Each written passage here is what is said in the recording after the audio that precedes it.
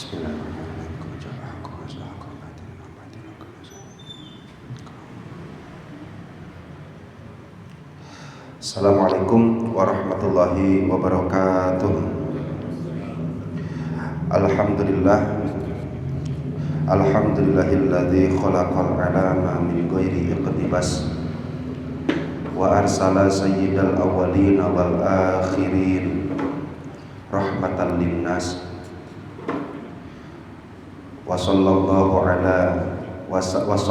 alaihi wasallama salatan daimaini mutalazimain salatan wa salaman daimaini mutalazimaini wa bi adadil anfas wa ala alihi wa ashabihi wa zurriyatihi wa azwajihi al-mutahharina minal arjas, amma ba'd.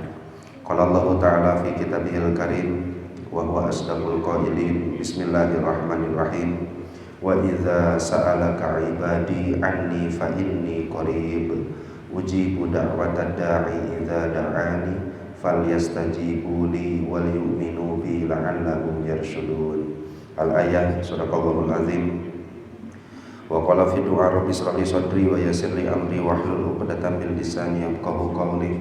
Allahumma sakhkhir lana lisana sidqi waj'alhu mahallal fahmi lil khitabi wa nutqa bis sawabi wal amala bis sunnati wal kitabi. Allahumma iftah lana abwabal ilmi wa zidna ilma wa fahma wa alhiqna bis salihin. Allahumma iftah alaina futuhal arifina bi hikmatika wa ansur alaina rahmataka wa zakirna ma nasina ya dzal jalali wal ikram walhamdulillahi rabbil alamin. Ala hadhihi niyatil hasanah wa bi kulli niyatin salihah. Al-Fatihah. A'udzu billahi minasy syaithanir rajim. Bismillahirrahmanirrahim. Alhamdulillahi rabbil alamin. Arrahmanir rahim. Maliki yaumiddin. Iyyaka na'budu wa iyyaka nasta'in. Ihdinas siratal mustaqim. Siratal ladzina an'amta 'alaihim ghairil maghdubi 'alaihim waladdallin.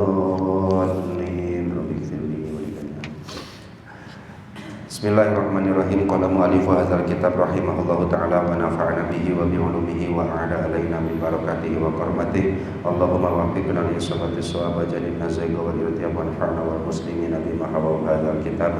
Alhamdulillah, Bapak-bapak sekalian, insyaallah kita mulai lagi kajian kita membaca kitab Hikam. Terdengar tadi bahwa hikmah yang akan kita baca adalah hikmah yang ke-167. Pernah kita sampaikan sebelumnya, pada pertemuan sebelumnya, salah satu hikmah yang mungkin insya Allah pensarahannya kita sempurnakan di pertemuan ini, yaitu hikmah yang berbunyi inayatuhu fika la li syai'in minka, sebagai tambahan alasan bahwa ibadah yang kita lakukan, doa yang kita munajatkan, jangan hanya dijadikan sekadar alat atau sebab untuk memenuhi keinginan diri kita masing-masing. Alasan yang pertama, bagaimana mungkin kita bisa menjadikan doa kita, permintaan kita, munajat kita sebab agar terciptanya sesuatu, terjadinya sesuatu yang diinginkan, sedangkan yang kita inginkan tersebut sudah jauh-jauh hari ditetapkan oleh Allah Subhanahu wa taala. Sebab dilakukan sekarang, ketetapan dilakukan di masa lalu. Mana mungkin sebab yang sekarang bisa menjadi pemicu terjadinya akibat yang telah ditetapkan di masa lalu. Itu yang pertama.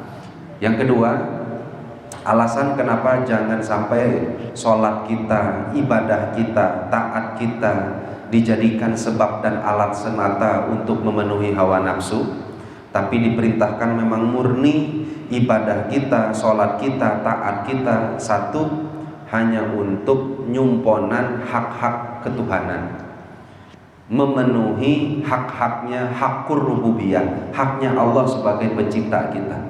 Ibadah kita, sholat kita hanya dijalankan dengan tujuan memenuhi hak-hak ilahi, hak-haknya Allah sebagai pencipta kita. Yang kedua, ibadah dan taat yang kita lakukan hanya sebagai adab dan tata krama dari kita agar semakin dekat dengan Allah Subhanahu wa taala. Jangan digadaikan ibadah yang capek kita lakukan, lelah kita lakukan, letih kita lakukan hanya untuk dijadikan alat memenuhi keinginan-keinginan yang ada di dalam hati. Nah, salah satu alasannya kenapa itu jangan dijadikan alat dan sabab, inayatuhu fika, perhatian Allah kepada dirimu, kasih sayang Allah kepada dirimu, rahmat Allah kepada dirimu, la li syai'in minka, bukan karena sesuatu yang kau berikan kepadanya. Apa yang Allah berikan kepada kita, apa yang Allah anugerahkan dan karuniakan, itu murni karunia dari Allah, bukan karena ada sesuatu dari kita untuk Allah. Ini yang pertama.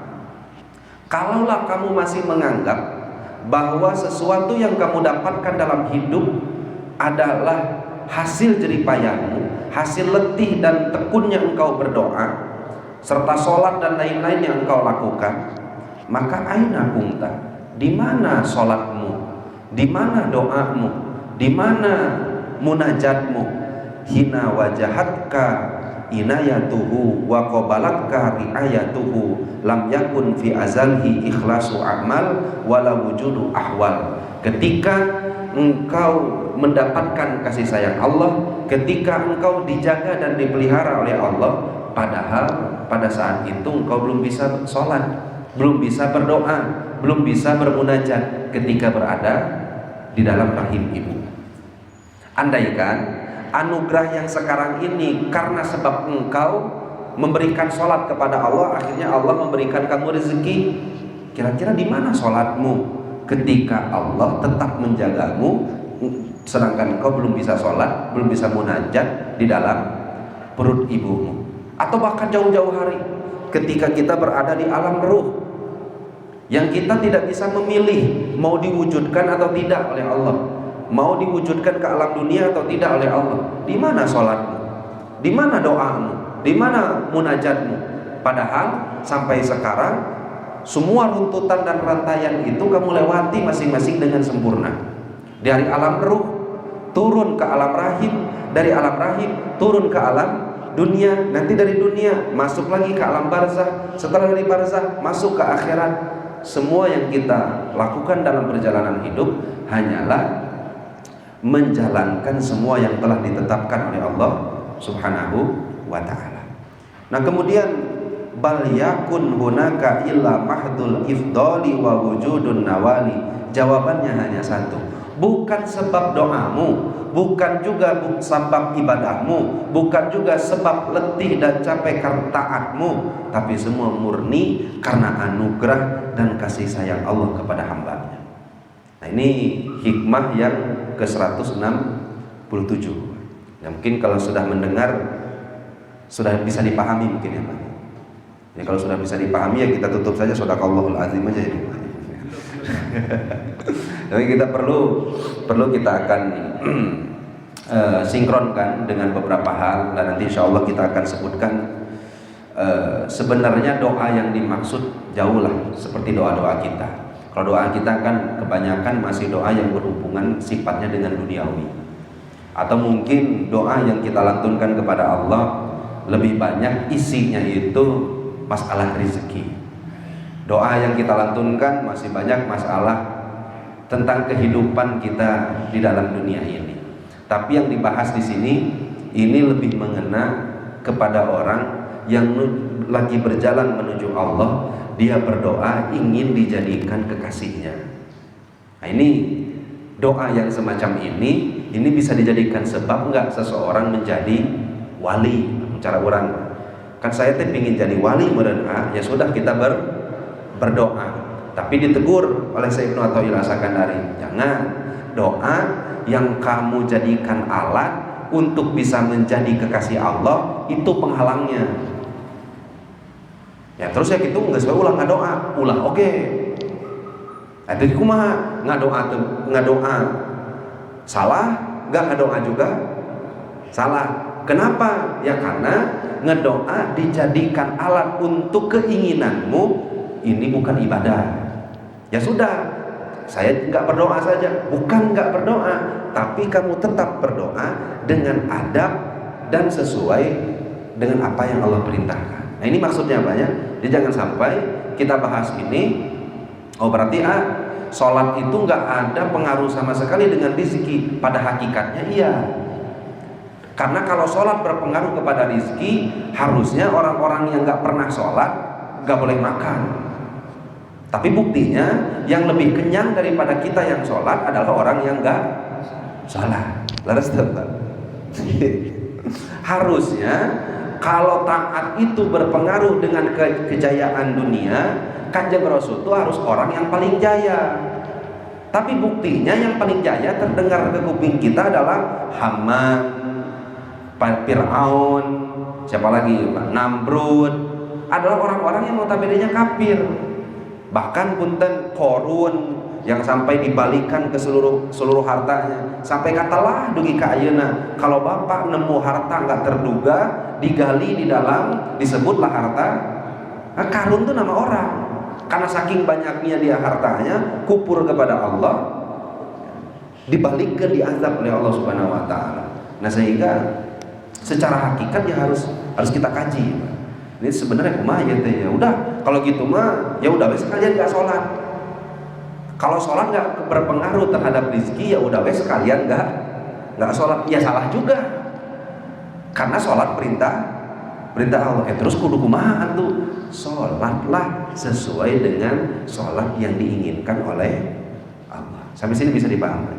Jadi ini ngaji bukan untuk meninggalkan syariat, tapi ngaji untuk mempertebal dan memperbaiki itikat serta syariat kita lakukan. Sehingga hakikat dan syariat itu harus selalu berbarengan. Gak boleh ada orang dah syariat mah cangkang, nu penting mah hakikat. Syariat mah cangkang, yang penting mah hakikat. Mobil juga kan ada dua, satu ayah hakikatnya, dua ada syariatnya. Syariat mah ada cangkang, casing. Mobil juga kan casingnya sing bagus.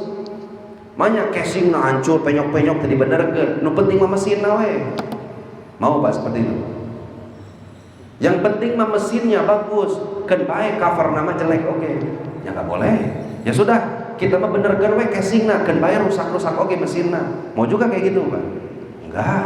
Ya artinya mesinnya bagus, covernya pun bagus. Artinya syariatnya bagus, hakikatnya bagus. Nah di hikmah ini kita tengah dibenarkan hakikatnya.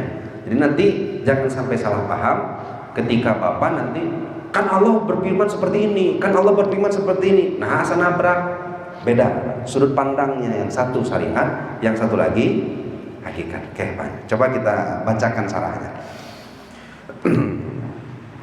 Qultu mimma tawatarat bihil akhbaru wan nuqulu wa wafaqa al manqulul ma'qul anna ma sya'allahu yakunu wa ma lam yasha' rabbuna lam yakun. Hadis yang telah mutawatir kepada telinga kita, semua hadis-hadis nakli yang cocok dengan dalil aklinya, semuanya sepakat menyatakan apa yang Allah kehendaki pasti terjadi, apa yang tidak Allah kehendaki pasti tidak terjadi. Bisa dibantah nggak Pak? Kalau Bapak mau mendebat silahkan Pak. Nanti insya Allah sama Pak Edi nanti dijawab dan yang lain-lain. Kira-kira ini yang satu, setiap segala sesuatu yang dikehendaki pasti terjadi, setiap yang tidak dikehendaki pasti tidak terjadi. Sepakat dulu nggak? Sepakat, oke. Wa masyiatuhu, sedangkan kehendak Allah Subhanahu wa taala qadimatun, dia qadim. Sekarang hadis zaman sekarang ini. Jadi zaman itu ada dua dalam ilmu tauhid. Ada zaman qadim, ada zaman hadis. Apa zaman hadis? Zaman hadis itu adalah zaman di mana dia didahului, dia diciptakan. Jadi kalau adanya setelah diciptakan itu hadis.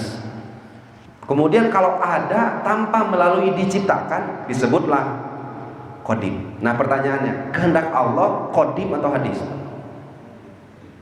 Kehendak Allah itu diciptakan atau memang ada tanpa permulaan? Nah, ini kan ngaji tauhid ya banyak.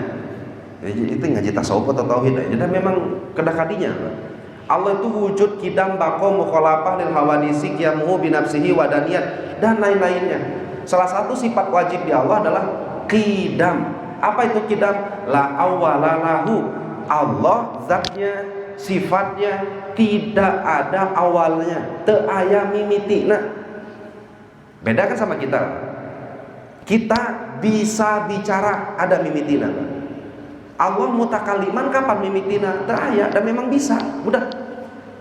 Gak bisa kita mencerna lagi kumahanya. Udah enggak usah kumah-kumah. Allah mah bisa bicara dan bicaranya itu tidak ada mimitina. Itu pun sama. Allah berkehendak dan kehendaknya tidak ada mimitina. Disebutlah kehendak tersebut masyiah qadim. Nah, masyiahnya Allah bermula dari mana? Irodah. Kehendak itu pasti muncul dengan irodah. Apalagi irodah teh keinginan. Nah, keinginan Allah itu baru atau qadim? Qadim juga. Kehendaknya lama, qadim. Irodahnya qadim. Irodah, keinginan Allah itu bermuara dari ilmunya, pengetahuannya. Karena gak mungkin ada orang yang tidak ilmu punya kehendak. Pasti yang punya kehendak dan rancangan adalah yang punya ilmu. Nah pertanyaannya, ilmu Allah qadim atau hadis? Nah qadim deh baik. Nah berarti ilmu, irodah, masyiah, anggap sajalah kudrot. Ilmu, irodah, kudrot. Kudrotnya Allah itu apa?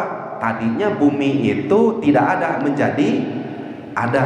Nah berarti adanya bumi ini rancangannya dari kapan, Pak? Dari ilmu, dari sini. Ilmu yang qadim, irodah yang qadim, masyiah yang qadim. Datang deh teori. Nah sebabnya mah Big Bang nanti. Jadi sebenarnya mah sebabnya yang ini atau yang ini, Pak? Bahwa bumi ini tercipta teh. Nah, inilah yang disebut dengan hakikat. Nah, kita ngaji hakikat berarti mengembalikan semuanya kepada Allah sehingga wujud makhluk itu tidak tersisa lagi di dalam hati. Sehingga wujud semua makhluk, wujud semua wasilah sudah tidak ada lagi tersisa di dalam pandangan hati kita. Nah, ini yang disebut dengan hakikat. Nah, kemudian fakullu ma yabruzu bi alami syahadah. Semua yang ada, yang terlihat di alam dunia ini, fa inna ma huwa qaddarahullahul haq.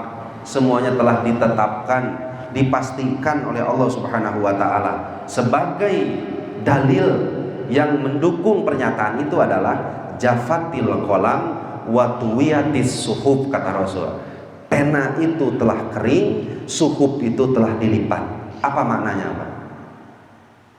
Penanya udah kering, bukunya, lembarannya sudah dilipat, terus digulung.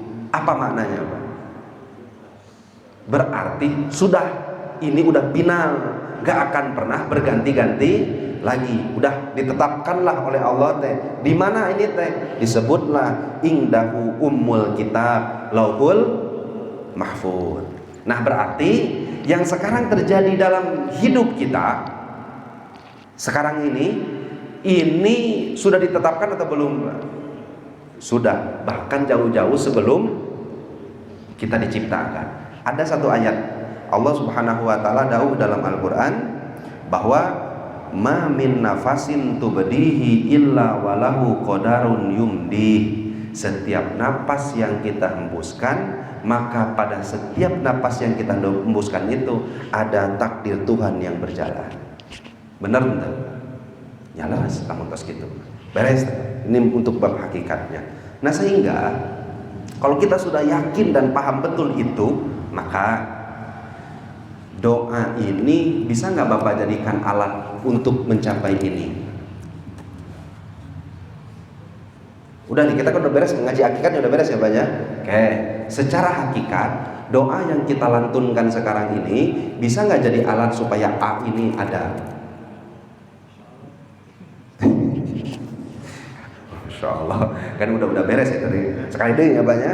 Semua yang telah terjadi semua yang akan terjadi semuanya atas kehendak Allah. Kehendak itu bermuara dari keinginan, keinginan itu bermuara dari ilmu, sedangkan ilmu, keinginan, dan kehendak itu semuanya qadir. Beres ya? Kalau kita sudah paham dan yakin ini, berarti akibat yang di masa depan ini, akibat A ini udah ditetapkan atau belum, Pak? Sudah. Bisa nggak sebab ini mewujudkan yang ini? Nggak bisa. Maka pertanyaan kedua, bisa nggak doa mewujudkan A? Ya sudah, sing yakin, Pak. Nggak. Sing yakin, Pak. Bisa nggak sholat nambah rezeki, Pak? Enggak. Asli itu tuh, asli. Bari rada asli. Bari rada kurang yakin ini, Pak. Ya sudah. Ya memang hakikatnya seperti itu. Doa tidak bisa mewujudkan A. Rezeki, sholat tidak bisa menambah rezeki. Kalau kita sudah yakin doa, sholat dan lain-lain tidak bisa menambah rezeki, ya sudah, enteng sholat itu. Ya sudah, ulang doa. Enggak, sholat, doa itu diperintah oleh Allah. Nah berarti naon yang dirubah? Kamu berarti sudah meyakini bahwa doa nggak bisa mewujudkan A. Ya sudah, jangan dijadikan alat deh. Jadikan ini mengerjakan perintah Allah. Kan pinginnya Allah kayak gitu. Sedangkan kita ibadah kebanyakan adalah dijadikan laras antara perintah. Kalau kamu sudah yakin bahwa segala sesuatu di dunia ini semua atas ketetapan Allah, kenapa masih dijadikan doa itu alat? Kenapa dijadikan puasa kamu itu alat? Jadikan sholat kamu itu alat. Yang padahal Allah inginnya kamu sholat, kamu berdoa, kamu beribadah, menjalankan perintah adalah agar kamu menjadi hamba yang beradab kepada Tuhan. Kan kita sholat beradab ke Allah. Adabnya kita kepada zat yang berbuat baik kepada kita apa? Nuhun. Gitu ya Pak ya? Nuhun. Cara nuhun aku mah. Ya sudah, saya sholat. Rasul etang dibareh gitu betis, padahal udah yakin masuk surga. Kemudian sudah yakin juga nggak akan masuk neraka, tapi betis kenapa? Lebih kabar sholat. Kan saya pingin jadi orang yang bernuhun, mencek Sunda nama bersyukur teh nuhun saya semuanya, karena saya ingin jadi hamba nunganuhunkeun ka Allah, bersyukur kepada Allah. Benar tidak? Ternyata selama ini ibadah kita tuh hanya dijadikan alat untuk pemuas nafsu. Iya atau tidak? Nah, iya. Sedangkan yang Allah inginkan adalah ibadah yang kita lakukan murni hanya untuk Allah, murni hanya untuk menjalankan perintah. Sampai sini bisa dipaham, Pak. Sekarang lagi kita simpulkan, Pak. Jadi Bapak berdoa mual, berdoa. Yang dihilangkan doanya atau itikadnya? Itikadnya. Doanya tetap jalan, sholatnya tetap jalan, tapi dalam hati buang jauh-jauh bahwa doa, sholat, taat hanya dijadikan alat untuk pemuas nafsu. Ada orang pingin jadi wali, ya Allah, jadikan abdi wali, jadikan abdi wali, jadikan abdi wali, jadikan abdi wali. Tanya aku Bapak, entah doana pemuas nafsu atau murni adab dan tata krama kepada Allah? Nafsu. Dahanya atuh dah hayang jadi wali, mun wali teh atuh mun bisa lamun teh hayang ke Mekah, sret datang ke Mekah. Lamun hayang hiber, sret hiber. Lamun hayang mindahkeun kerajaan Bilqis, ngicet pindah. Nah itu nafsu ya kayak gitu mah. Makanya ya orang hayang jadi wali, tapi cita-cita jadi wali nah kan enak jadi wali mah bisa dikadek teterang. Bisa jadi wali mah di atas air bisa berjalan. Meni hayang sarwajin angkang-angkang, tahu Bapak angkang-angkang? Kalau hanya sekedar berjalan di atas air, angkang-angkang pun bisa. Saya mau pingin hiber, namun hanya sekedar hiber mah burung pun bisa. Jadi terkadang banyak orang pingin jadi kekasih, melihat khawarikul adat. Balik lagi Pak, tahu khawarikul adatnya banyak? Sesuatu yang di luar logika. Padahal wali sendiri adanya khawarikul adat nggak pengen tuh. Ada nggak wali pingin dapat khawarikul adat? Nggak. Ada nggak wali kalau keluar karomah dia ingin keluar karomah yang selanjutnya? Nggak. Kalau wali udah keluar karomah dia semakin takut kepada Allah. Kenapa? Karena kemunculan karomah terkadang bisa menjadi ujian terberat bagi seorang kekasih Allah. Ari urang macan kekasih hayang teh karomah enggak? Kan jadi bingung, Pak. Si malaikat tadi kumaha gitu. Ari wali manggung karomah, ari maneh lain wali hayang karomah. Kira-kira padu tuh, Pak. Nya padu bisa gitu.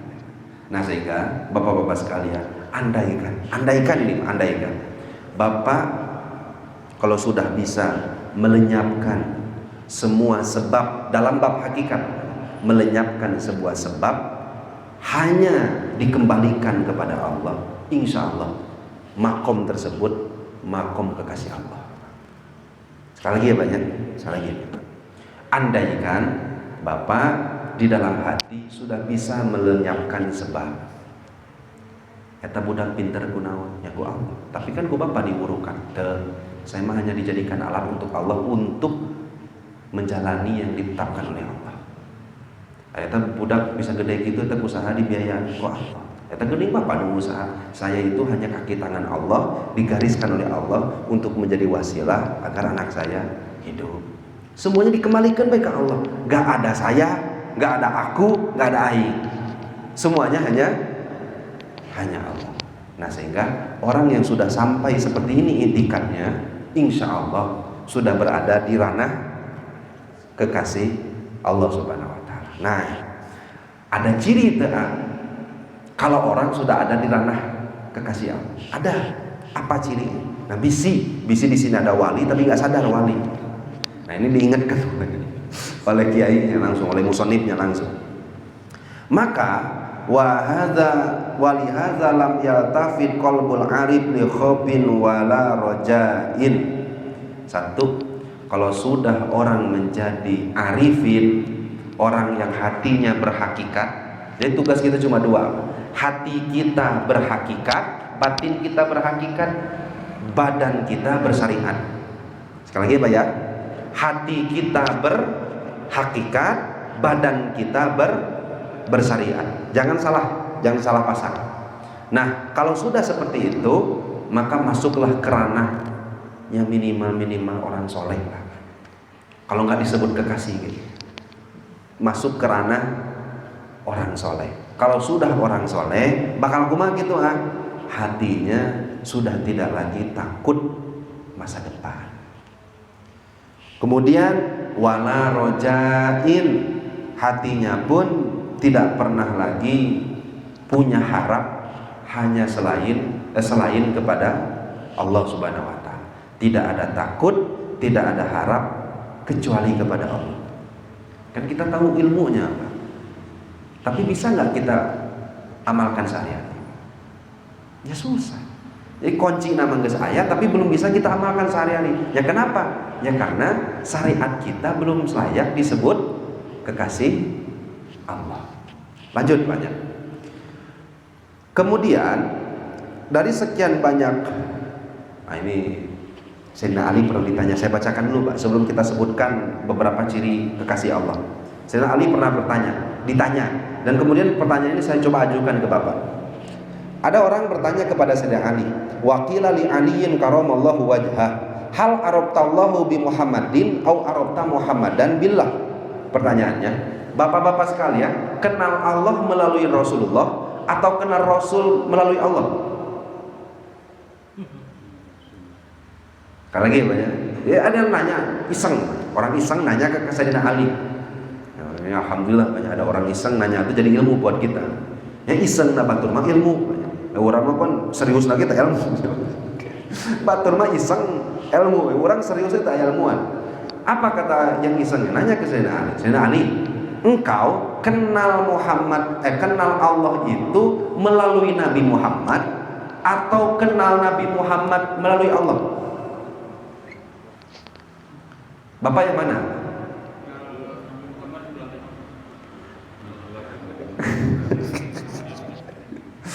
Kita mah kebanyakan, ini nggak usah lah, kita langsung lah jawabannya mana. Maka kata Sayyidina Ali, kenal Allah melalui Nabi Muhammad atau kenal Nabi Muhammad melalui Allah? Maka kata Sayyidina, billah, melalui Allah.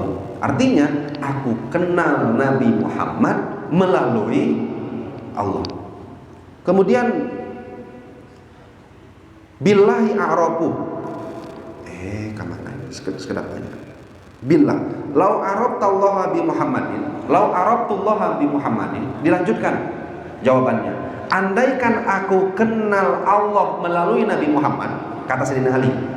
Andaikan aku kenal Allah melalui Nabi Muhammad, yang ini terjadi di kita.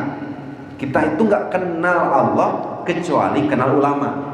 Laras siapanya? Nggak kenal ulama kecuali kenal ulamanya dengan sahabatnya dengan Nabi Muhammad secara syariat. Andaikan kita jawabnya secara hakikat, maka kata Sayyidina Ali, andaikan aku mengenal Allah melalui Nabi Muhammad, maka aku nggak akan pernah menyembah Allah. Andaikan aku kenal Allah melalui Nabi Muhammad. Kenapa? Walakana Muhammadun awthaqa fi minallah, karena aku lebih percaya Muhammad daripada Allahnya. Karena aku kenal Allah melalui Nabi Muhammad. Dan tentu yang berjasa bisa di dalam hidupku adalah Nabi Muhammad, bukan Allah. Nah kemudian kata Sayyidina Ali, walakin Allah, tetapi yang terjadi dalam hidupku, Allah arrofani binafsi, ia mengenalkan dirinya kepadaku. Allah kenalkan dirinya kepadaku. Fa'arabtu Muhammadan, maka lalu aku mengenal Nabi Muhammad Sallallahu Alaihi Wasallam. Benar atau tidak? Ya bingung. Cik bae, lamun ieu mah urang iseng deui nanya ke Sayyidina Ali. Nah emang Sayyidina Ali, Allah mengenal kita iraha. Kita kenal dengan Allahnya emang iraha. Jauh-jauh hari ku Allah sudah ditetapkan bahwa kita bakal jadi muslim. Laras dapat. Jauh-jauh hari pun sudah Allah tuliskan bahwa kita akan jadi orang yang percaya kepada Allah. Benar atau tidak? Berarti itu teh Allah yang ingin atau Nabi Muhammad yang buat? Allah yang ingin.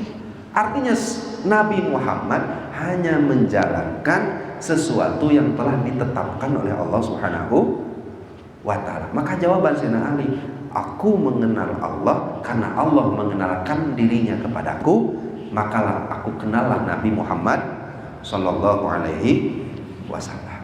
Nah, andaikan sudah sampai ke makom ini kan berarti hakikat ya Pak ya. Kita nggak berbicara syariat, tapi menyaya jelma bisa kenal Allah tanpa mengenal Nabi Muhammad, itu kan syariat. Kita lagi ngebahas hakikat.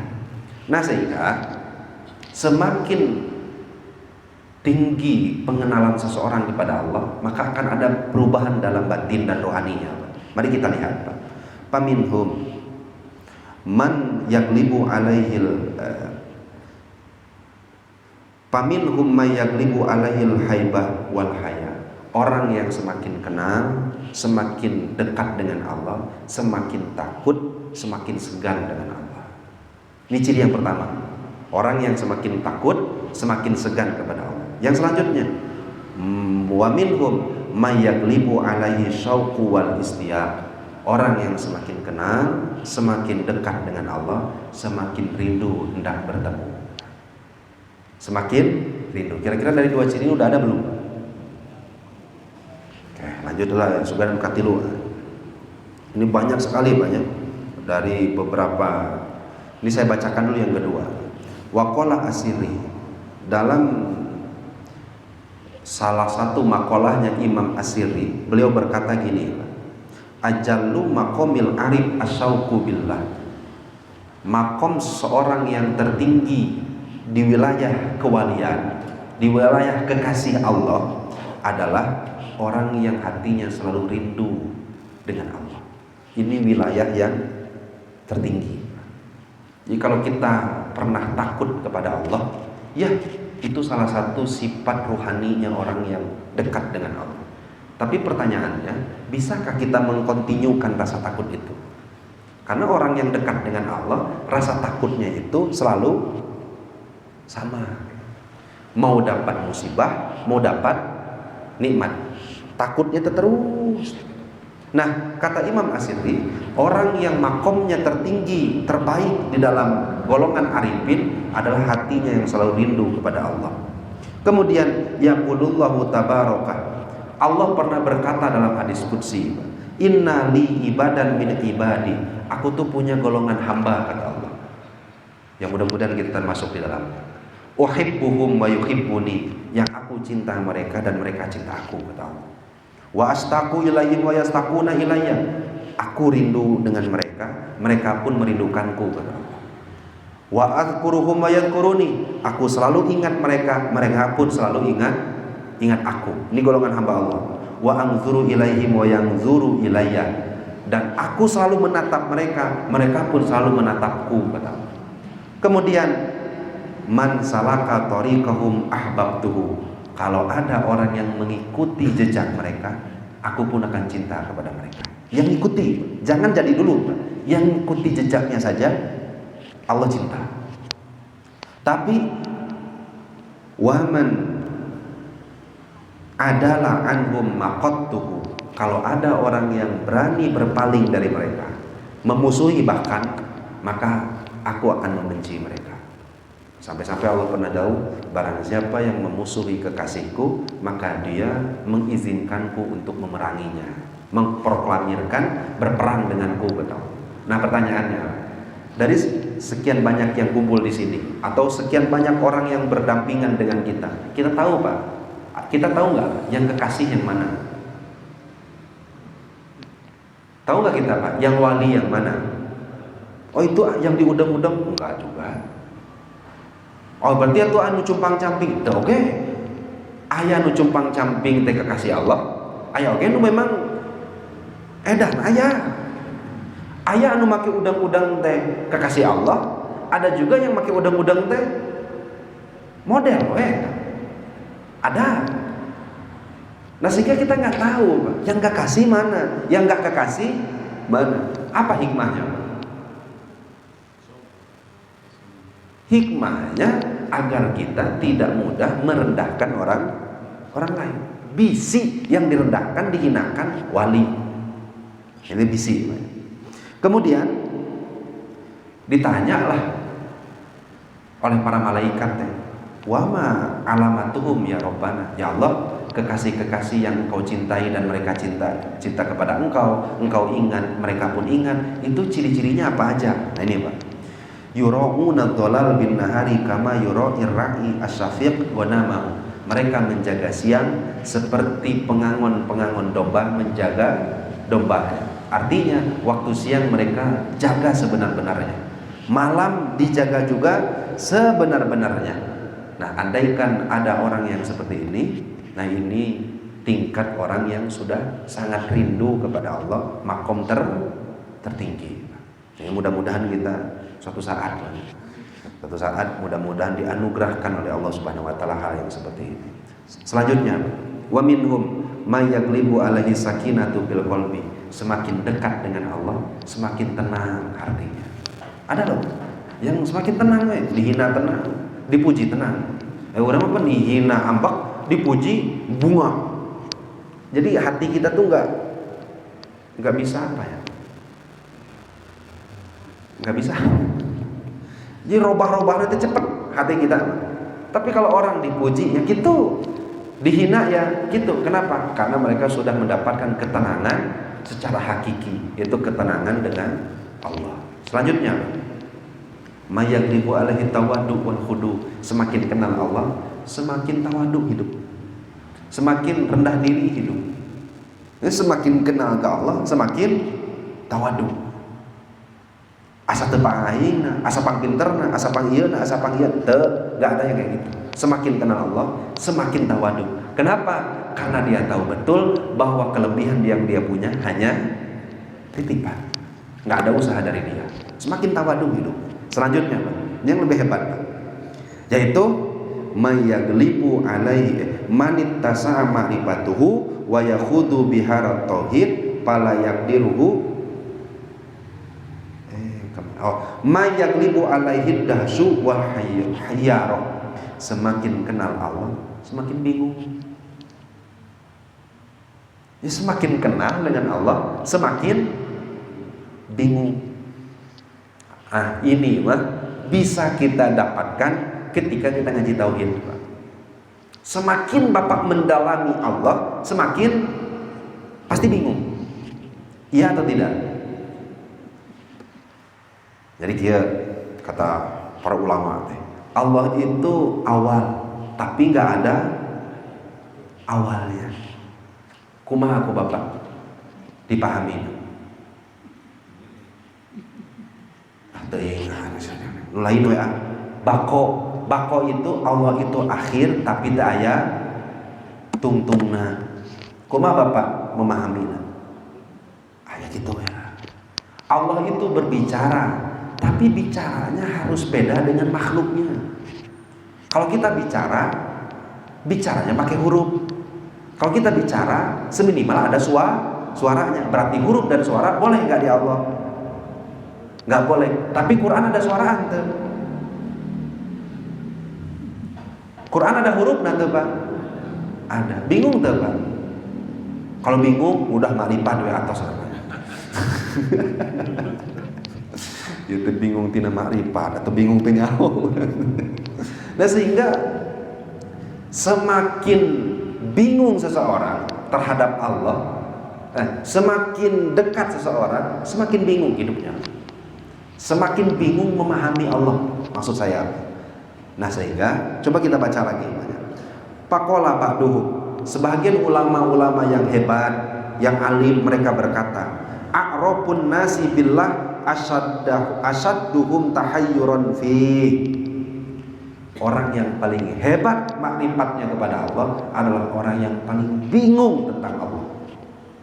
Semakin hebat seseorang kenal Allah, maka semakin bingung dia memahami Allah. Hadis Rasul pernah berkata, Allahumma zidni fika tahayyuran. Sok Bapak amalkan. Allahumma ya Allah, zidni, moga-moga anjeun nambahan ka abdi. Semoga engkau menambah untuk diriku tahayyuran fika, kebingungan memahamimu. Rasul doa gitu. Ya Allah, tambahkan aku kebingungan memahami. Ini salah satu rahasia. Rahasia dibeja-beja ya bukan. Ini salah satu yang bukan rahasia berarti. Dalam perang Badar banyak sekarang orang yang menganggap bahwa orang yang punya khodam, kamu tahu khodam ya? Khodam itu peladen. Berharap semakin banyak zikirnya, semakin banyak wiridnya, semakin kental ibadahnya, dia punya khodam dari bangsa jin. Andaikan jin itu bermanfaat untuk menjadi khodam, pantasnya ketika perang Badar yang bantu Rasul siapa?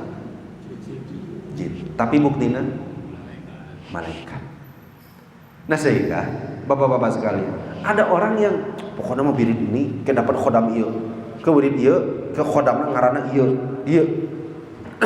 Andaikan khodam itu terbaik dari jin, pasti pertolongan datang dari Allah ketika perang Badar bukan bisalah sati alafim minal malaikah, tapi bisalah sati alafim minal jan, dari jin, bukan dari golongan malaikat. Nah sehingga banyak hal-hal yang mungkin punten buat kita kebingungan di alam dunia ini, tapi pahamilah, bingung sebab paham itu dekat dengan Allah.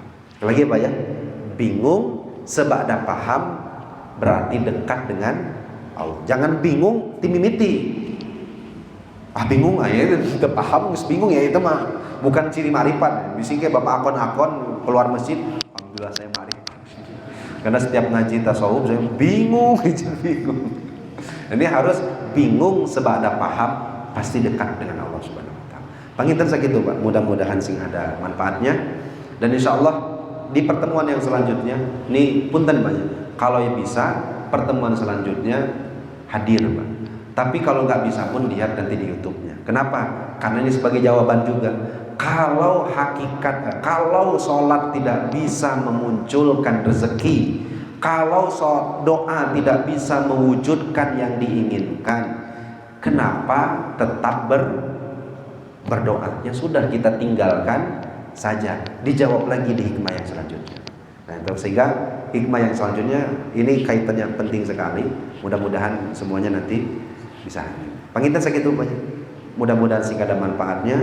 Mangga bila ada tambahan dari sepuh-sepuh guru-guru sekalian, mangga, atau mungkin ada yang perlu kita diskusikan bersama-sama, mangga. Mangga.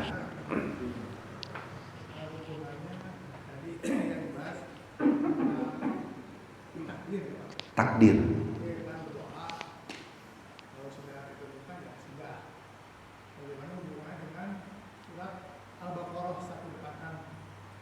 Ya.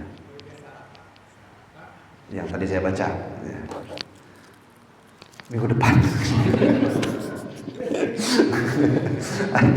Artinya kan Allah memerintahkan doa, tapi di sini dibahas bahwa doa tidak bisa mewujudkan. Itu kumaha ya? Itu nanti jawabannya. Kalau sekarang saya sebutkan, berarti kita minggu depan libur gitu. Mengapa ada yang lain? Cekap kita banyak. Apa kita segitu, mudah-mudahan sih ada manfaatnya. Wabillahi taufiq wal hidayah. Wassalamualaikum warahmatullahi wabarakatuh.